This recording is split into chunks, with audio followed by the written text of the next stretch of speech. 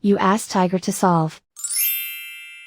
This deals with linear equations with one unknown.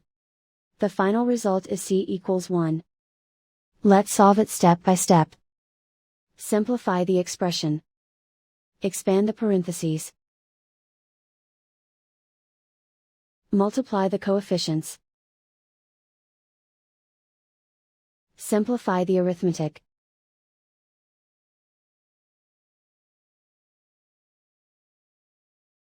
Group all c terms on the left side of the equation. Add 10c to both sides. Group like terms. Simplify the arithmetic.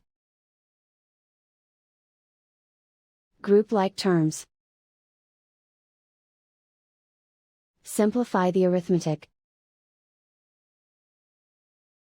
Group all constants on the right side of the equation. Add 82 to both sides. Simplify the arithmetic.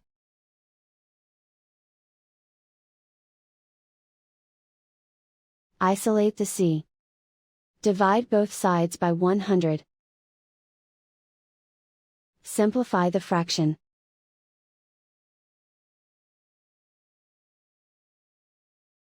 And so the final result is c equals 1.